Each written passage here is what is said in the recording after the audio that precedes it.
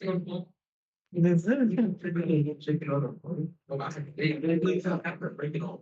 I mean, maybe it's like they like brand. Maybe they gotta like marinate, but not connected it, but not like writing down in the phone like. But I mean, you like. I mean, if you like you like that's smart, but you got like a little.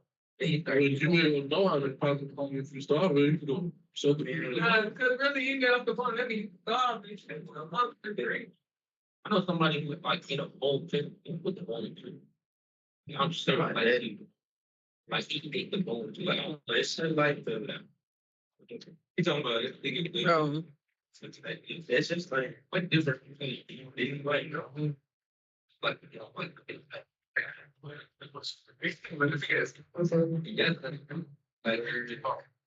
I thought like I might about like take up home and I think of a hero. That's what costs. Okay. Yeah, like I know you think that's no doubt. All right. Okay, okay. Welcome to the next class. So we have talked about, we've gone over some intellectual property. Does anyone remember the name of the class that we talked about the previous two? There are three forms of intellectual property. Trademarks, that's today's. Copyrights and patents. Hey, there we go. So we've discussed copyrights, we've discussed trade patents, and today we will talk in depth about trademarks and what trademarks are. So right here on the screen, trademarks protect names, logos, slogans, and other identifiers that distinguish goods from services. Go ahead.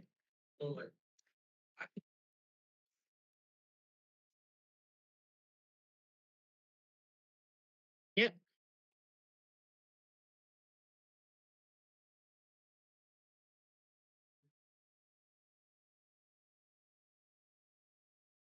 Exactly. Not different products, but kind of different mechanisms, different tools, different areas, kind of, right? So, your trademarks are going to be names. So, do you have your own corporation or company? Mm-hmm.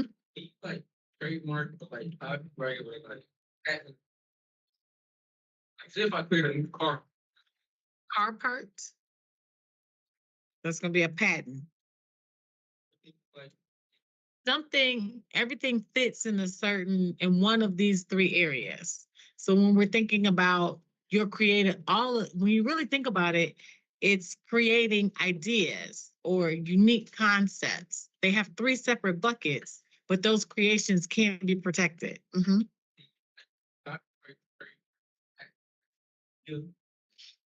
You can, so you're going to, well, right. So the idea ends up being fleshed out. What's the idea? It depends on the kind of idea where you copyright, patent, or trademark it, right? If you have an idea to create a curriculum, you can copyright that curriculum. If you have an idea to create a book, right? Write a book. Whatever, you put those thoughts down into this physical form, and then that is what you copyright. If you have the idea to create that bottle cap, right? The water bottle, maybe even the cap, that would be a patent. And things like that are patented. So, like when you think about when you squeeze ketchup, the little top of that spigot that you use, when ketchup came, when it first got bottled, it was a screw on bottle. Now we have a different way to squeeze out. That function, that creation, that idea, what created a product, and that product was patented. And someone owned that patent and likely licensed it out so other people can use it for ketchup, mustard, or other different kind of products because now you want mass use. That's how you get money. You can lease it. So that's what you would want to do. You can't sell it, but you may not ever want to do that. It's your idea. So it becomes so highly popular that someone wants to use it for their own purposes to sell their own product, then you lease it. And how that works is I mean, the lease can be anything, but you can say, hey, I will give you my name for this.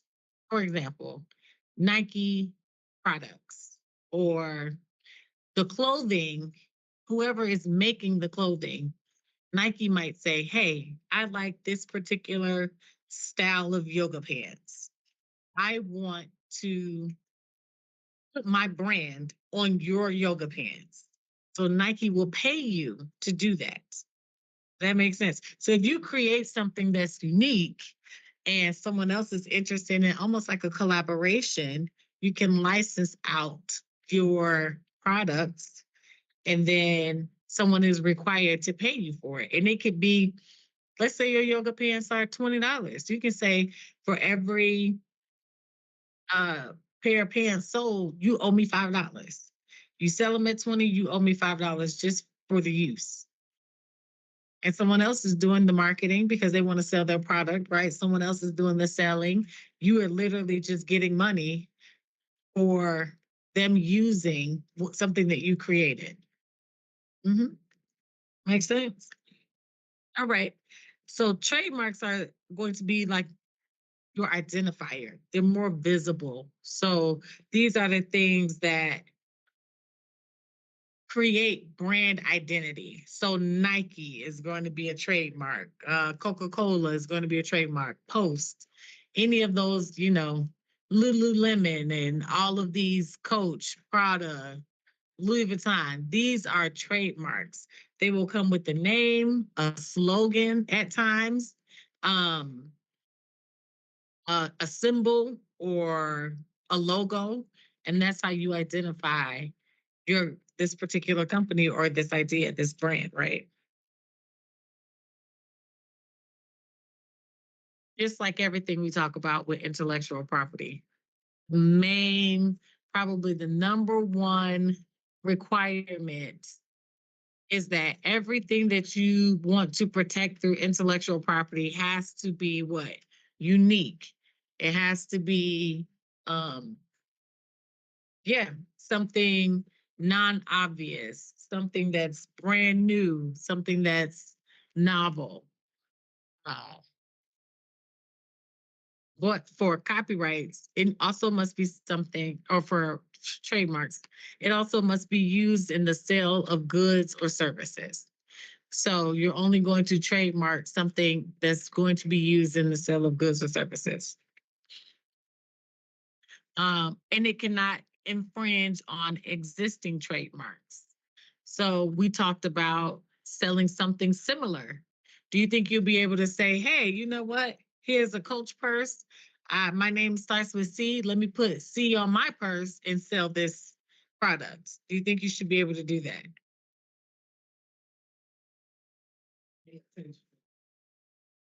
Not the same what?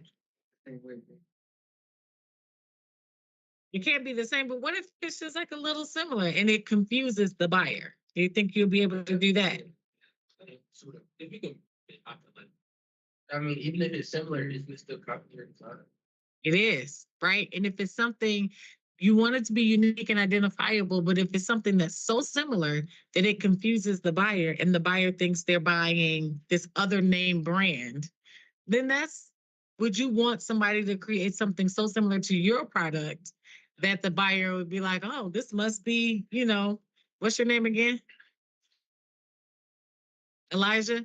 Oh, this must be the new ease, right? This must be the new ease. They're like, no, it's not, right? I have my own product.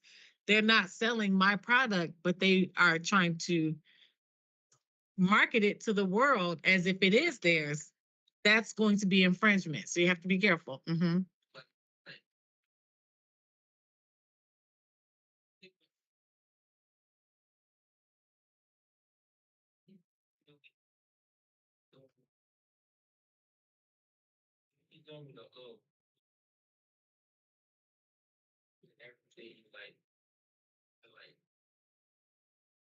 I think they like got it like Nike like I like I mean, like I can like don't be like in my about to level like and I'm not like one more time. So if you buy something from Nike and you resell it, you can do that. It's yours. You're not selling it as you're still selling the Nikes as Nikes. You're not changing the products. It doesn't belong to them. Now their idea, you cannot. So let's say you created something completely different than what Nike has, and you put a Nike sign on it. You cannot do that. Right. Exactly. Y'all out here replicating. You looking. Hey there. Exactly. So we want to be very careful not to infringe on someone else's trademark because we don't they'll sue you, right? If they have a trademark, they will sue you and then you will owe them compensatory damages, you will owe them um anything that you've earned off of the sale of a product that's similar to theirs or their likeness plus additional funds and money if they ask for that, right? But what can we do in all of these cases of intellectual property? What is like the number one thing we've talked about in this class that we can't? Should we do to protect our products?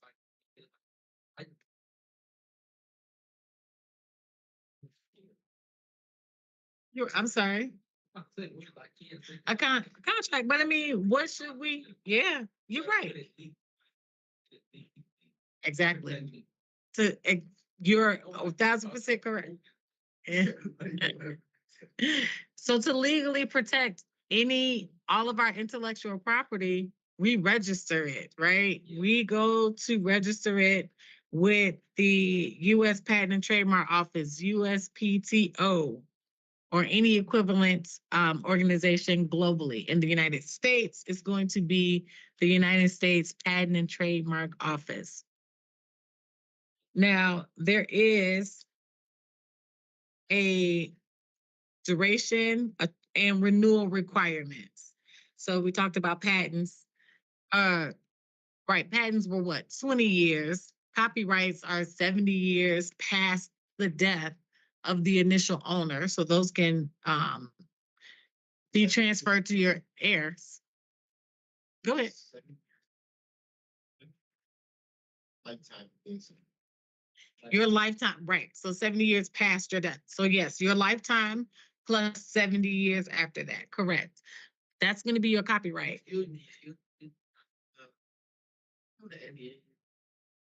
Yes.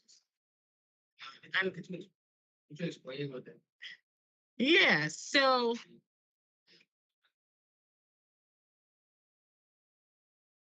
well, it matters because not everything will be covered under an NDA. Anything that's like legal. Depends on what the context is. You have to, and the NDA is an agreement. So, wow. Wow. No. You cannot legally enforce an illegal concept. No. So I don't think I think he talking about like crazy stuff that was like made them sign an NDA. If it's legal, yeah, then you. But it looks like killing somebody. No, correct. No. Well, so let's talk about that though, because the interesting part to that. So, how do you enforce an NDA? Oh,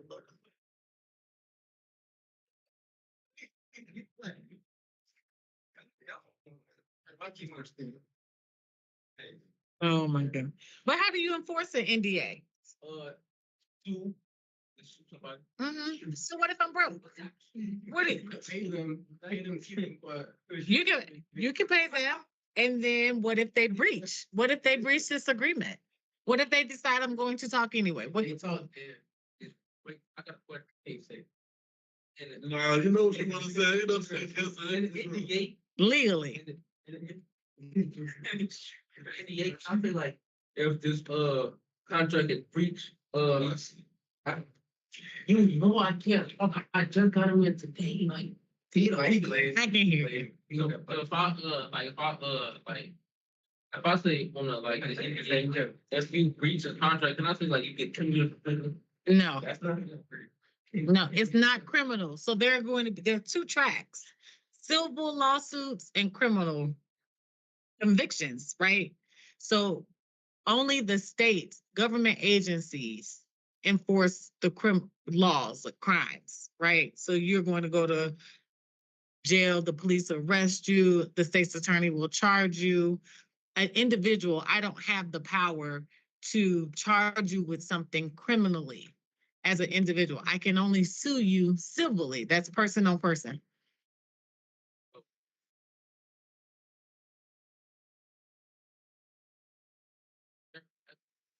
Mm-hmm. Yeah, he's somebody I heard him saying he sounded like he gets his highlight. You like think about what happened. Like even if you want to give style, I mean, I'm saying like If something so you can always breach an NDA. The question is, what are the consequences? you have to pick one.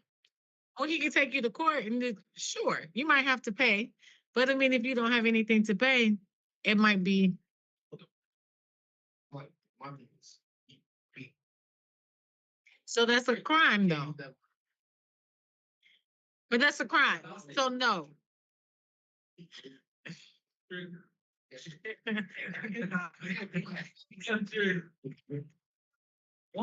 What?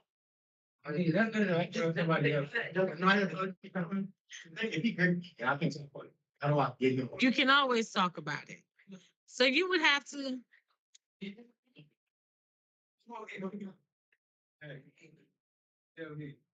Okay.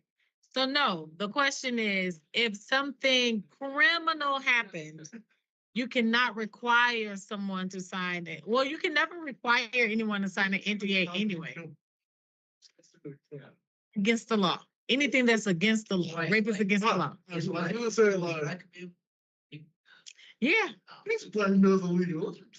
You don't have to. You do have to prove it. So So if you try to blackmail someone into signing a contract, then the contract is not enforceable. So like imagine Diddy like was sign this contract. Why are we still talking about Diddy, bro? It's not enforceable. So you can go to court and say, I felt threatened for my life or my family.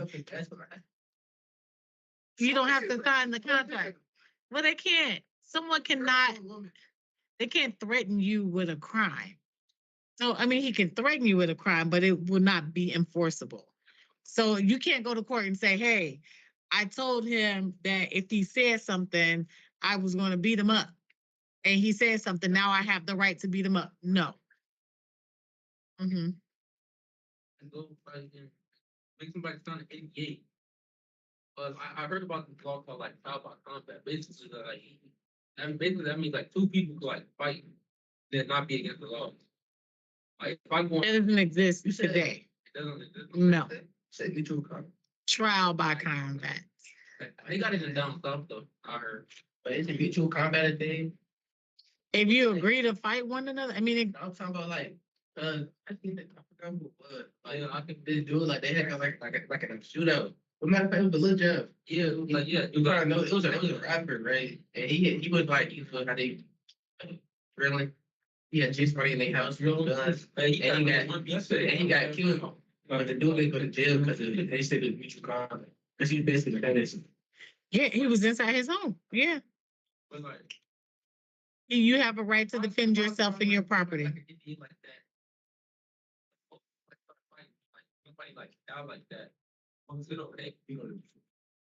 You don't. So if you get into a fight and two people and you kill someone, Something like a physical altercation.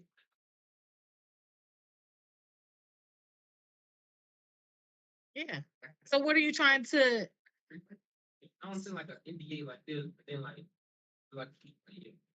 So walk me through what that looks like. You two agree to fight and not talk about it because that's the NDA. But I mean, but you want to.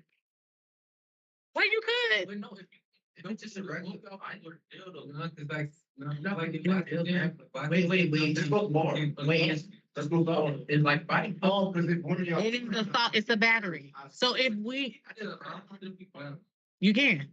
You can get a battery for the charge. A salt battery.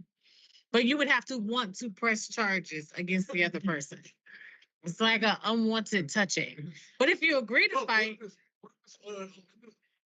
I'll just say in a situation where you see this guy taking out his gun, and you step in to stop him, right? And then you and that guy get into a fight. So that's still assault, but it's technically it's not self-defense. not self-defense. No, well, it depends on if he hit you first, whether or not you were defending yourself. But if you see, there are some bystander rights. But if you see someone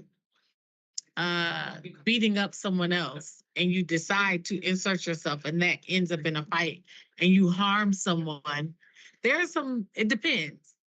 It depends on what, who hit whom first. Yeah.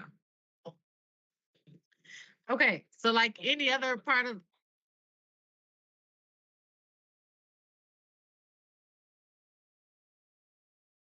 if you hear me, clap once. The airway always. Thank you. Okay. So just like any other part of intellectual property, once we register it, then it becomes legally enforceable. What does that mean for trademarks? Trademarks are valid for 10 years from the registration dates, but a trademark can be renewed indefinitely in 10-year increments, provided the mark remains in use. So you do have the ability to keep a trademark forever and to pass it down to your heirs, and your heirs can keep it forever. That's why when you see popular brands from back in the day, like Nintendo, or I can't even think of brands that have been around for a really long time, they can last year after year, decade after decade, because you can renew this trademark and it can pass down to your heirs.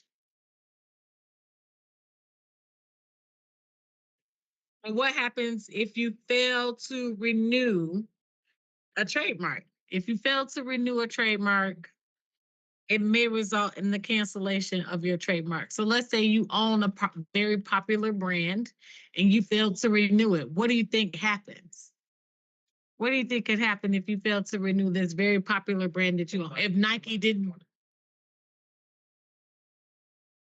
absolutely. Someone can then trademark your trademark and use it for themselves. Like Nike never had a trademark for nothing. So like that's still like Nike, like what did they like my other own it, it's still American, right? Somebody like took that thing, took everything, trademark it right now. Even though Nike got proof that like it was your first, and they feel like it wouldn't be Nike shut down. If Nike never, well, they can own it and stop selling Nike products, just own the brand. Now, Nike can rebrand itself into something else and still sell its products for sure. But if Nike allowed its copyright and trademark to lapse, then someone else can use it. Yeah.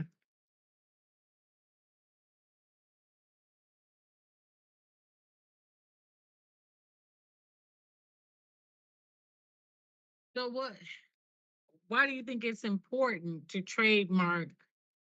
What is the importance of trademarks in esports, right? We know this. Logos and team names and slogans are very, very critical to brand identity. I can't stress that enough. Fortnite is Fortnite because you know it as Fortnite. It's very important to the identity. Super Mario Brothers is important to the identity. When you think of a name, if you can identify it with a video game or a character, that's the benefit of having that brand identity. Because when you think of, that's what makes you buy it, right? So if Warner Brothers came out with another uh video game, then you're, if you really like Super Mario Brothers or whoever on it, if you really like Super Mario Brothers, then they come out with something else, you're likely to buy that too because you know the name, I know the identity. It might be quality for you. That's why when you'll have a brand like Coach or Louis Vuitton, they have a name, but how many products do they sell? Because they have a consumer base who identifies with their products, and they can make every season their spring bags, their fall bags, winter bags, whatever it is. Every season they can create new products and charge five, six, $7,000 for a handbag because they're so well known. They have that brand identity and people support this brand. That's why, in the same vein as video games, it's important. Logos, names, and slogans are important to identify for brand identity. You had a question? Think, like, they make your brand, but why do you think they like charge so much for like versus like how much it costs to make? Capitalism. People make a profit. Yeah, people buy it. It's like extreme. Like think about it, like some brand prices that.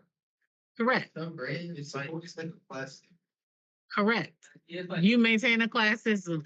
The idea of exclusivity, right? If I can only myself can only afford, if I can afford the $1 million watch, but I know 99% of the population cannot, I'm more likely, yeah. Mhm. like that. And that's why it exists. And so it's just right. There are some cars that'll be, only 1,000 cyber trucks initially made. So there's competition for this particular vehicle because it has a brand name, it has an identity, and then there's a level of exclusivity. Not everyone has access to this. I can sell it for as much as I'd like to, and I know that people will buy it. So that's why that happens. That's why that happens. Mhm. The same with game publishers, right? So game titles, characters, logos, all of those things are heavily trademarked.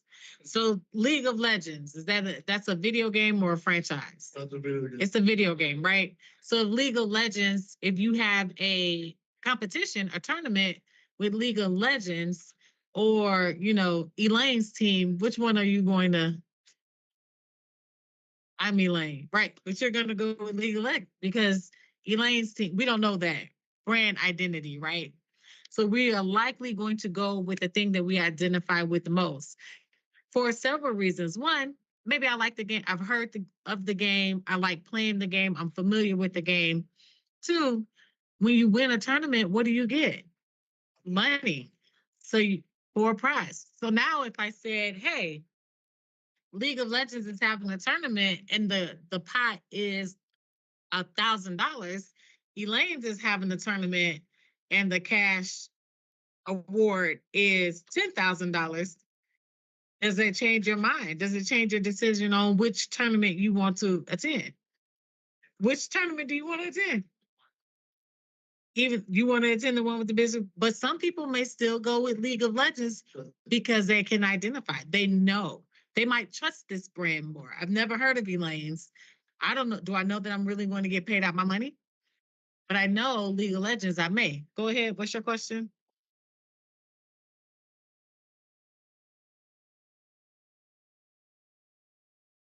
Really? So you do photography? You do photography? But it's not first. That's a pretty good. It's for culinary. Okay. Okay.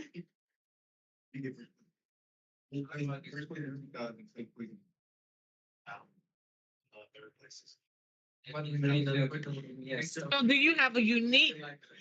Yeah. So I mean, what are your ideas? What do you just want to? Okay. Yeah. Yeah. That's unique. And you can also, yeah, does it have to be the sandwich alone? Can it be like an element to it, like, someone biting it, someone holding it? Is there could be, think about it. Mm, there you go. There you go.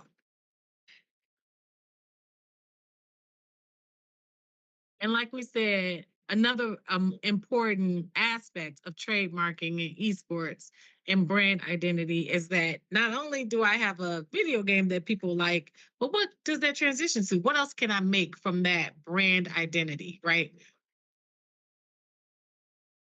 Absolutely. Like, red, like, Hmm. Absolutely. Absolutely. That's why, how popular is Stanley? Stan, very popular. No clue. But now you might see a Super Mario Stanley. And that's a collaboration. You're licensing the Super Mario Brothers brand on this Stanley Cup, and both of them will be getting paid. So that's also why it's very important to protect your trademarks and your in esports, because it's revenue generating. It's a lot of money in merchandise, apparel, partnerships, long term.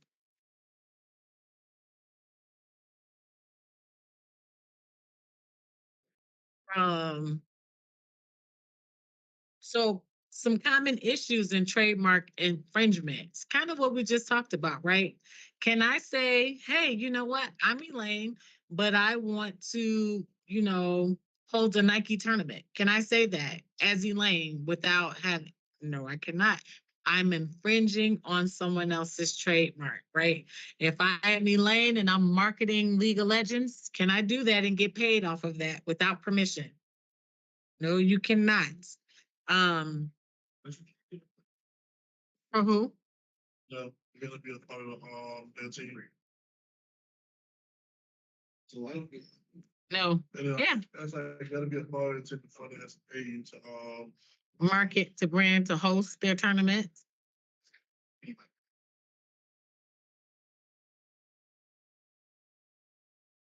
Well, that's probably online game structure, sure, but you're all playing Fortnite. So now you can't put up Fortnite signs and say, Elaine's hosting this tournament for Fortnite on behalf of Fortnite. As soon as it's just playing the games. the game. And whoever like beats every like everybody. Yeah, you could do that, but you need to be clear that this is not affiliated with Fortnite at all. And you know what? We see this a lot with in politics, whether you know it or not.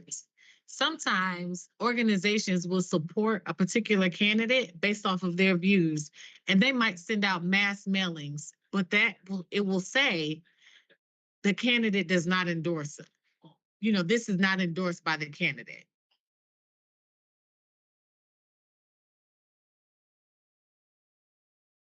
Correct.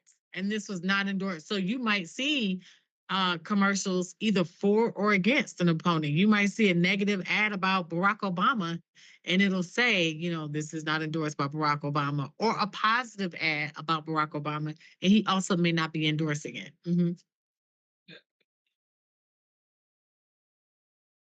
License. Mhm. So like say if like no one license me like something, license somebody else. Normally there's a clause. So, no, technically, because you don't own it. You still don't own it. So you have to go to the original licensee.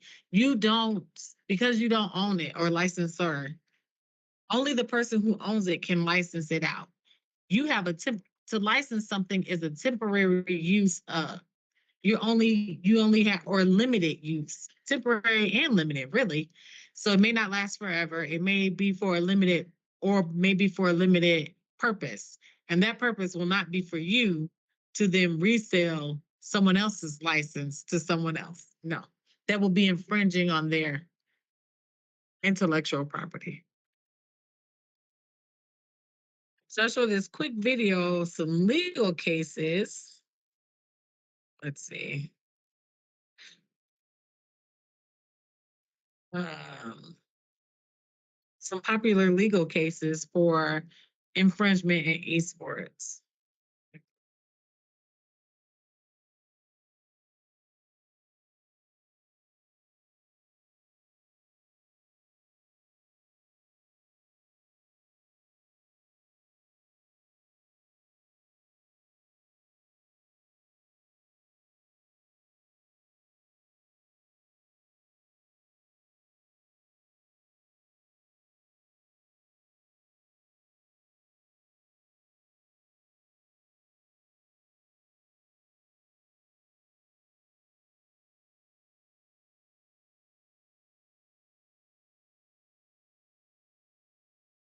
Let's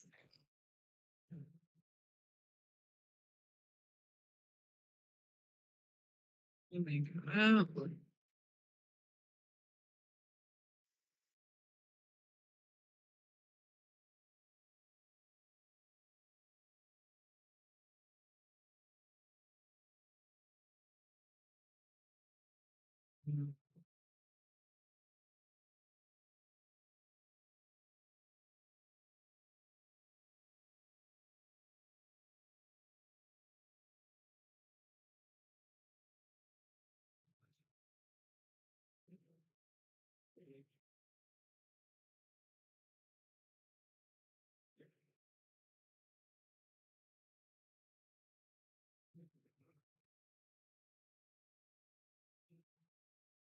friends, welcome to blogs को ICR channel. आज की video बहुत important topic के ऊपर लेकर आऊँ। 7 minute के अंदर 7 ऐसे इंपॉर्टेंट ट्रेडमार्क के केसेस बताने वाला हूँ जिनको अगर आपने समझ लिया ना, नोट डाउन कर लिया, आपको आईपीआर के अंदर एक्सपर्ट बनने से कोई नहीं रोक सकता। पूरी video Yeah, this is not all English. Hold on.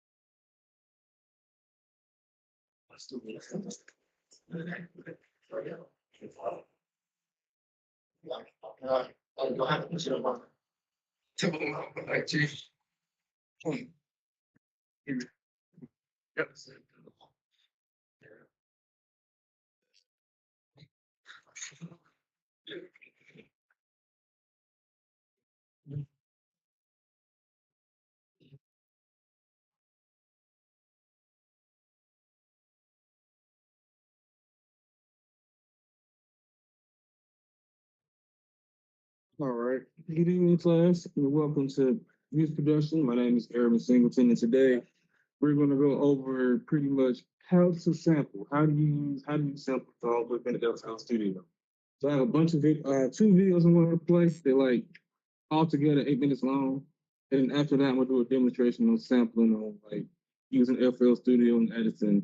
And then after that, the rest of the time that you all have in this class, I will just have you all field working your drum patterns because that's going to be the number one thing you all need to kind of learn and understand still. And then next week, we'll do instrumentation. So let's get started. Let me share the screen.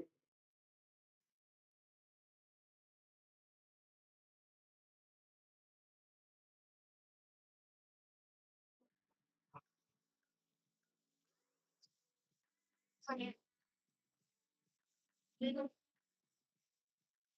what's good, everybody? My name is Jay Fatty. Welcome back to another video. Today, we're going to talk about Edison and the dope stuff you can do with it for sample chops, okay? So we have this sample right here. Just a dope L-Mine sample. We're going to pull up Edison by clicking the little scissor icon right here. And now we can just drag the sample right into Edison. Okay? So some samples, you're going to know what BPM they are. Some samples, you're not. You're going to want to find the BPM because you can tempo sync it to the BPM of 130, which is what this sample is, or to whatever BPM you want. So say we want to bring this to 115 BPM, okay? So how we would do that is our master BPM right here, we're just going to drag this down to 115. And then we're going to click this little icon that's right next to the save button called the format button. All right. You can mess with a few things here, but let's just go to edit properties.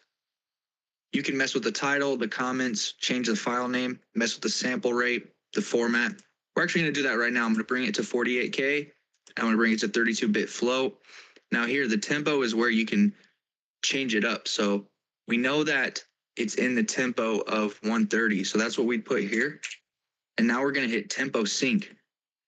Okay? Because that's going to sync it to our master BPM, which is 115.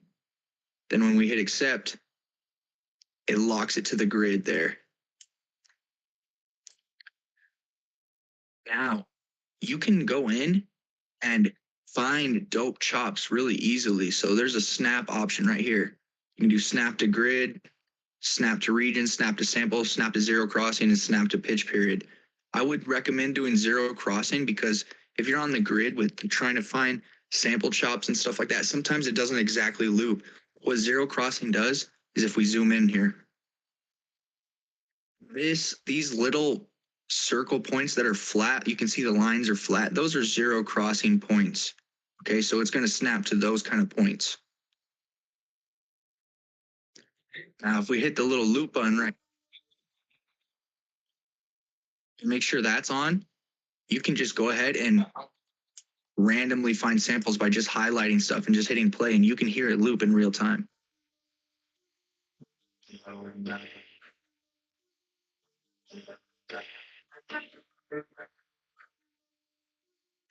If you zoom in and you see that it's moving along with the cursor, you can change that by clicking this button right here down at the bottom, this little arrow, and it will remove that.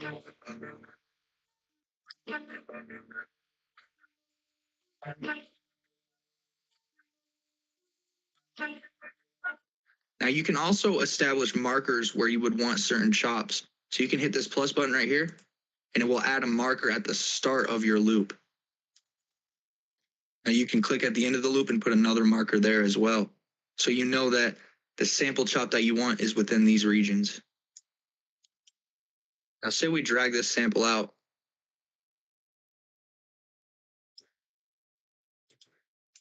it will still show you the markers of the sample chops that you found, even if you drag it to the playlist.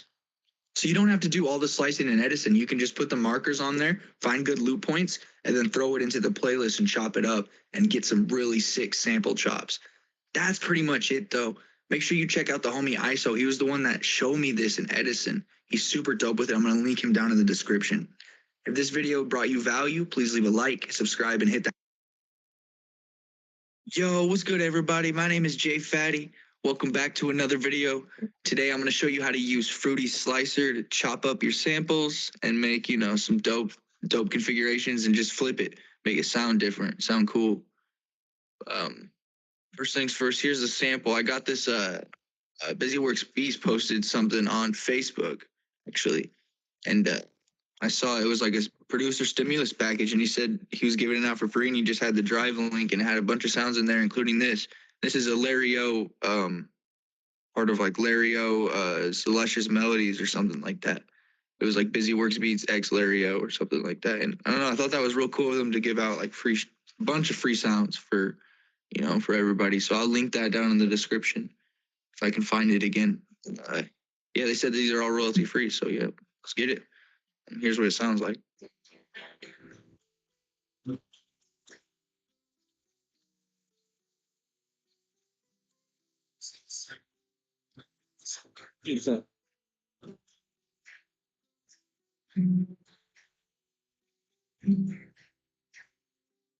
A pretty dope sample. Whenever I like going to messing with samples, I just, I want to get creative with it. So I'll pitch it up or pitch it down usually right away. So I'm going to pitch it up. See how that sounds. Yeah, I like that. Okay, so now I'm going to open up Fruity Slicer.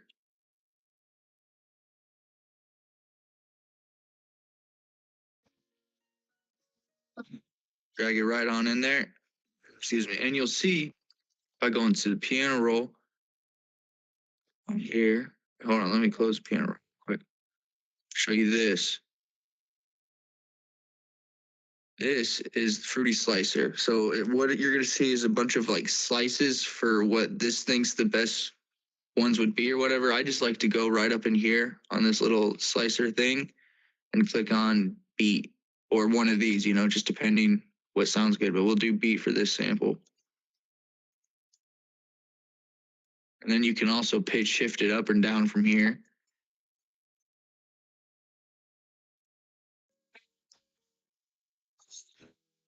Now, if you have a MIDI keyboard, you can just start playing it from there.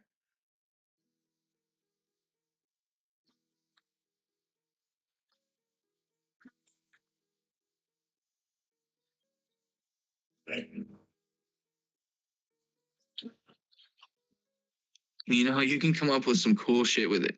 And this is like a time shift knob here. So if you want it like more like slower, I guess, you can move it up.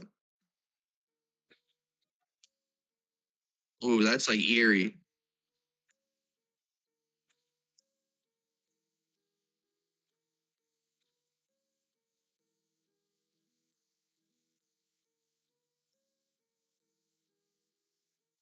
That's some cool shit right there. And then yeah, we'll go into the piano roll. And you can see how it works. It just puts each one of the chops onto a key on the piano roll. So that's why it directly works with MIDI.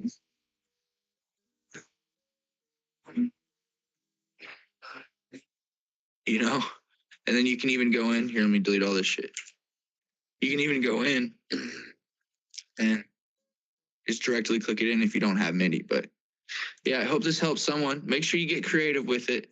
Make some bangers. And oh yeah, you can mess with the attack and the decay over here too. Just check it out. You can do a bunch of shit in here. You can mess with all of this, and I'm sure it will do some crazy stuff. Just mess around. That's the only way to learn for sure. But all right, guys. Yeah, I'll talk to you later. Till next time. All right. So in FL Studio, you have two different types of sampling plugins. You have Edison, you have Slicer X, and FL Slicer.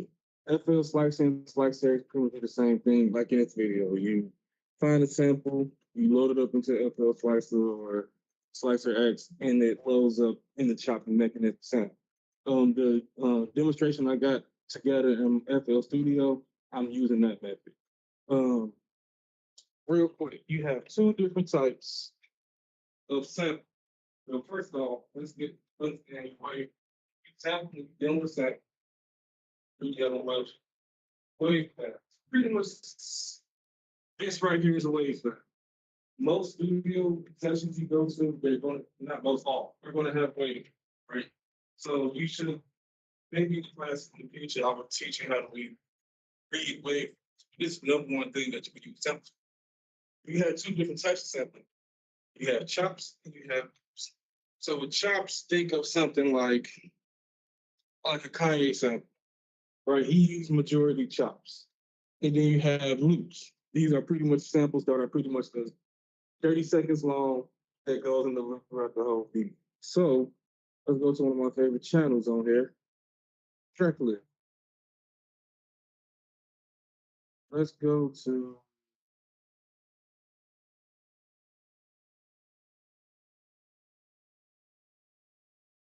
Hardcore Cross.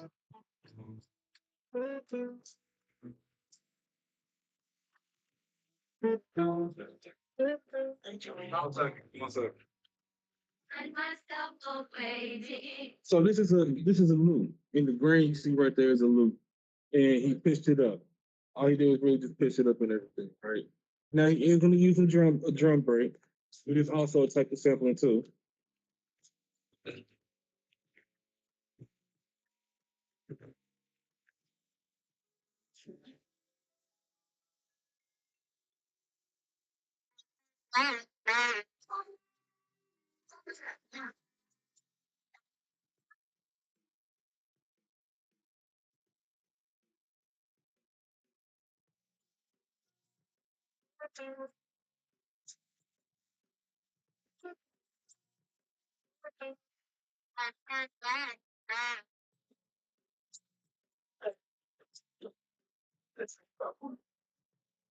The sample from this that part is originally from Memory Band by Rotary Connection. It's like a small part right there in the rear.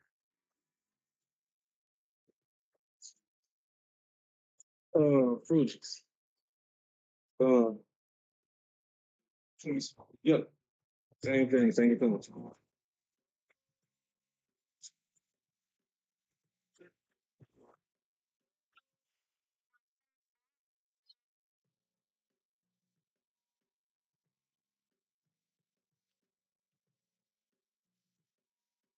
Eat an apple bum, you gotta put me on. Eat an apple bum, you gotta put me on.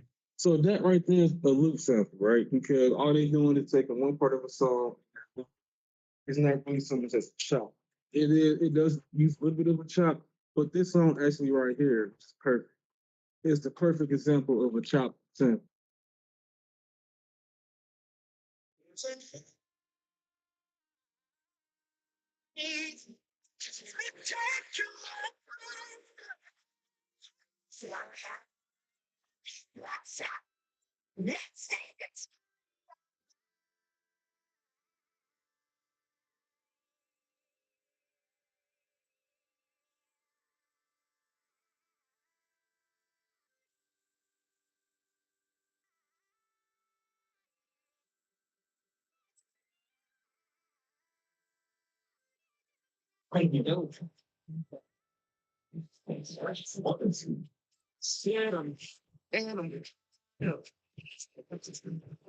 All they did was they pitched the song up high as they could. They reversed it, they chopped it, and they just pretty much put it in the MPC and found the sound that they want to do. So it's multiple ways for you to sample. I love chopping. Me personally, my style is chopping. I love to chop. I love to get a song. I love to chop it the best I can. I need to reverse it. I need to pitch it down, pitch it up. That's what I like to do. So let me go to this demonstration real quick that I was working on. So I sample a song. It's a video game, song from a certain video game. My FL Studio different from y'all's. I have FL 21 because it does different things. The what? Beats? You have to make the beats. I got you. Well, your browser? You got to go to your browser right here. That's your browser. Yeah. But this right here is something I was working on. So let me show you the original track and what I sampled right here. All right. So this is the original track right here that I used. I only just used this part.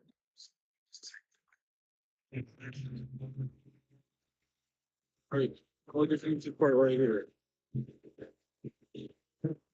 Now, a way that I did it a crazy roundabout way, but I did this because I'm used to it. But I took this part and I put it in here into this Edison. And then I took this part and I put in this Edison. And I took this part and I put it in here. Just because I needed certain sounds and certain parts of the music and FL keys.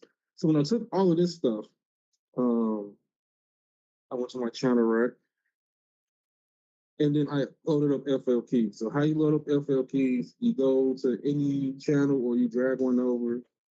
I'm gonna just drag one over. You right click, you go to insert, and then you see FL Slicer. You can use FL Slicer or you can use Slice X. Slice X is like pretty much a combination of Edison and Fruity Slicer, but I like using Edison still. I just like how big the screen is. I can see everything in the wave file.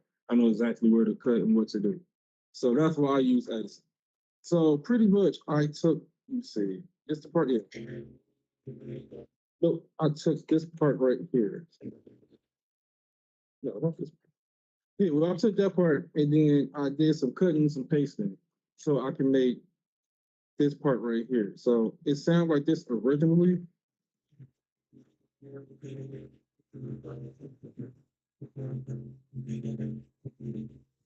And then once I did some cutting, some pasting, it sounds like this. And then I took this and I brought it to FL keys, and it should sound like this.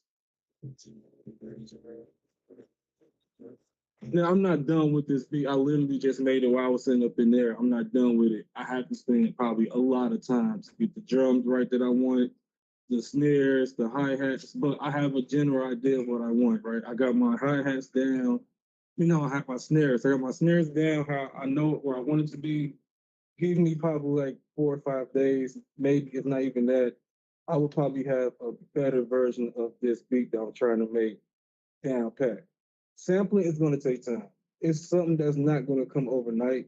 It's something that you really have to work hard to understand and pretty much use, right? Because every sample isn't the same. I just showed you two different videos where, one of my favorite groups, a Tribe Called Quest, pretty much just use drum loops. They pretty much just use sample loops to make the one beat. And then I showed you the Kendrick Lamar song where they took a song that everybody knows and just did a lot of crazy stuff to make that beat. So sampling is not a one size fit all glove. It's going to take time. Um, I do want to show you how to sample though, because I do think that once you just understand where to go to put your sample in, it's going to help you out a lot. So let me just save this real quick.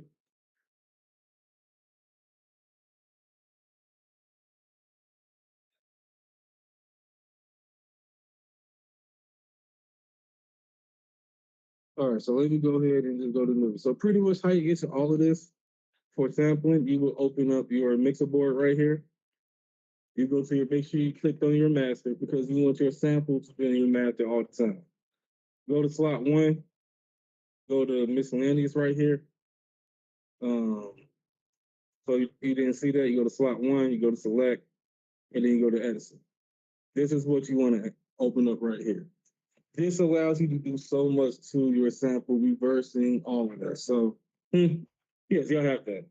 So to open up a sample, you can do one or two things. You can go here to your file. You can hit load sample. Did I get where? Edison. So you got to go to your mixer board right here. A little button right there. Make sure you're on your master. Just click on it, and then it'll be slot one. You would put insert and then hit Edison.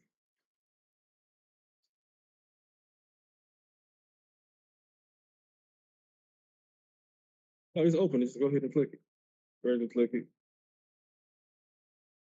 Now, with open up is now you open up your plugin called Edison. Now to get to your sample, you can do one of two things. Once you have your sample, it's once you click on your master and then you hit slot one, the down arrow, yours would probably be like insert or select, and then you go to Edison.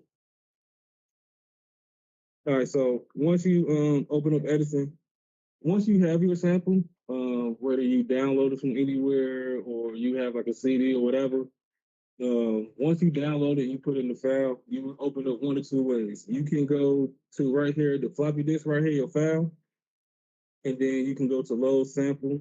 And I'm being my downloads, and I have all these different songs and everything, and you load it up. So, give me 1 second. So, you open it up, and then this will be open up, and then you can hit your space bar or hit play.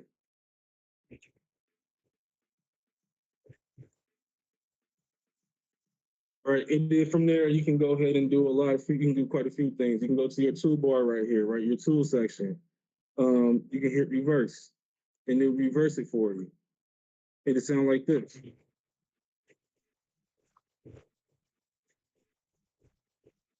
Right? You can undo that too. Just go ahead, go to the tools.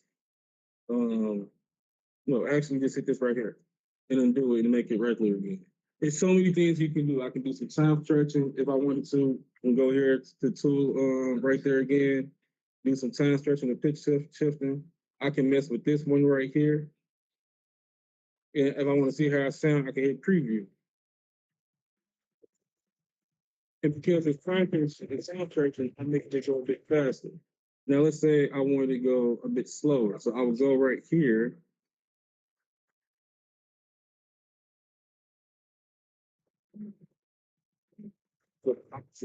Sorry.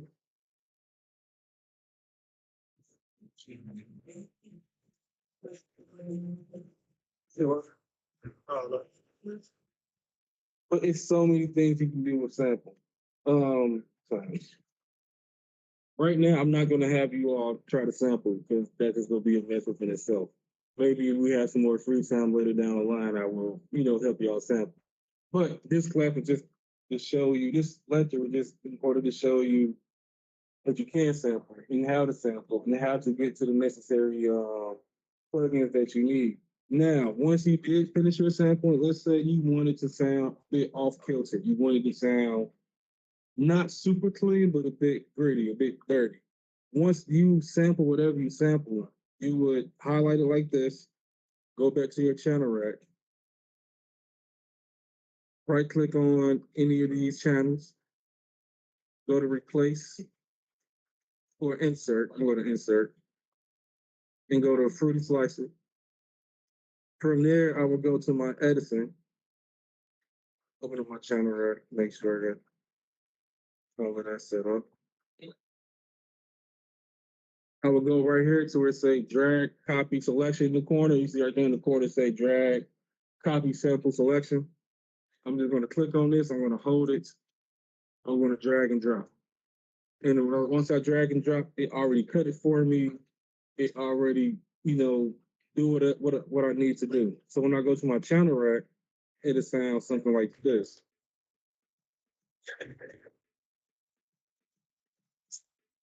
And from here, you can do more things in FL Slice. You can do more things. You can make it slower. You can slice it more. You can reverse it if you wanted to. It's so much stuff you can do from FL Slice. So what time is it right now? It's 7:24. So for the next 20 minutes, we're gonna go ahead and just have you all work on your drum patterns. So just open up FL Studio. If you all need help, just call me over and I'll come and help you out the best that I can.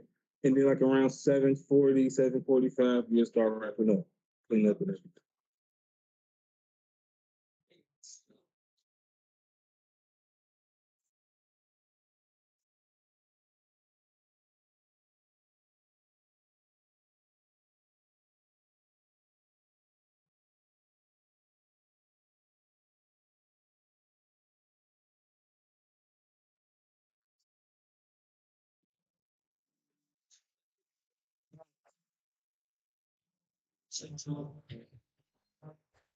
Yeah.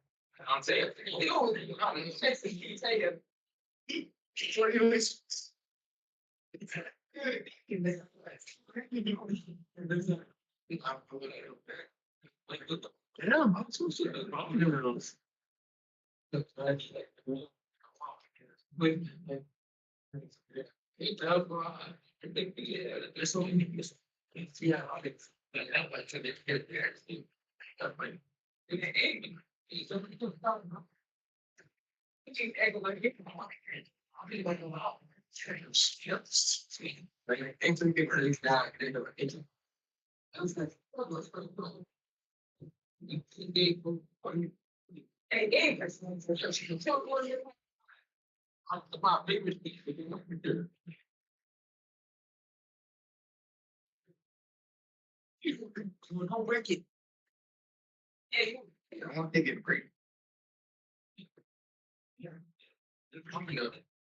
It's not a, it's not a whole negative problem. That's what I'm saying. It's not a, you have to look at it. Like, seriously, you guys don't know.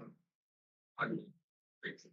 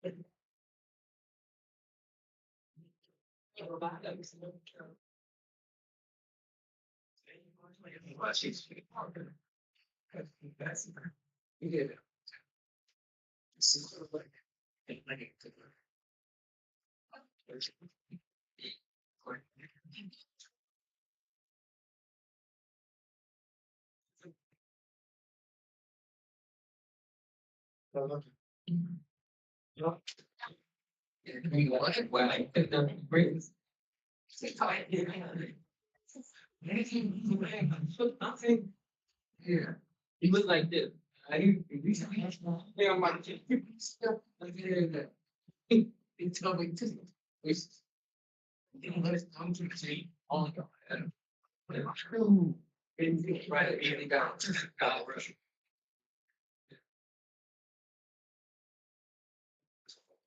I don't know why I did wait that. I'm gonna be like, hey,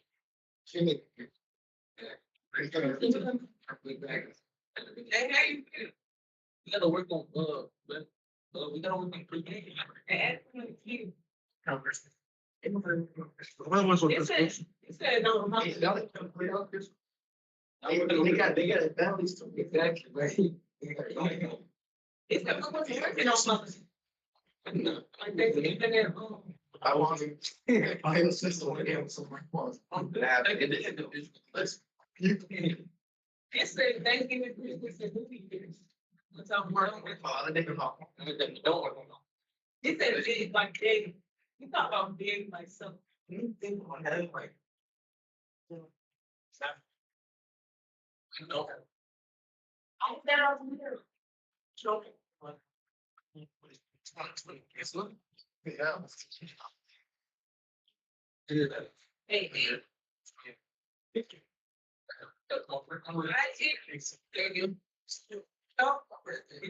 Like, right, one or two things. What do you know? Like, I can't even like think oh.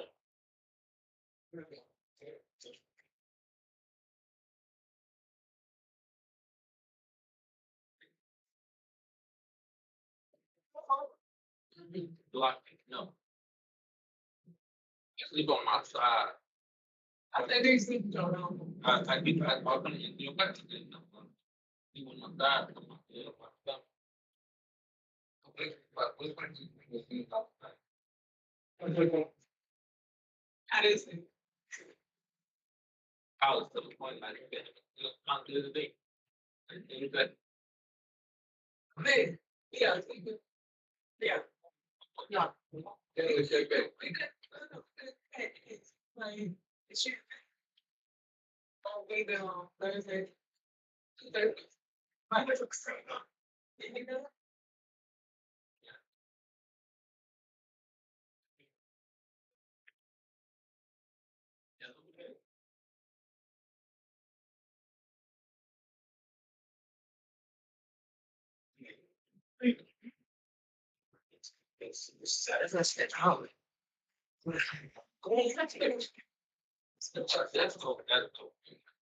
Like, bro. I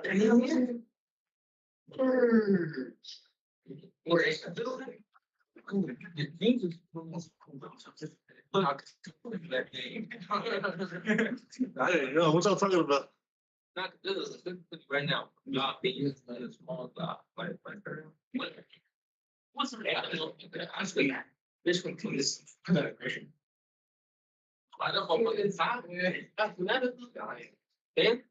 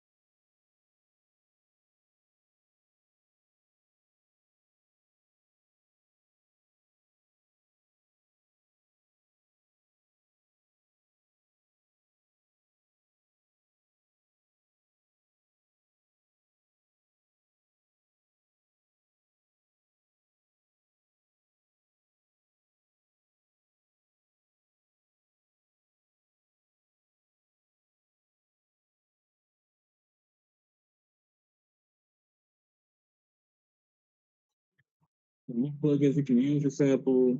What's the different types of sampling? You can use, you can do like a loop sample where you take a drum break or just a loop of a sample and just play it over and over. Or you can do chopping, right? Which is you taking the sample, you chopping it up, put it together any other way you want to, and laying it down. But if you have any questions, comments, concerns, you can email me at aramis.singleton@clickservicesnfp.org, or you can pull me over to the side in class, ask me a question, I can answer it the best way I can. But until then, I will see you guys next week, and I will see you all Friday for streaming. You guys make sure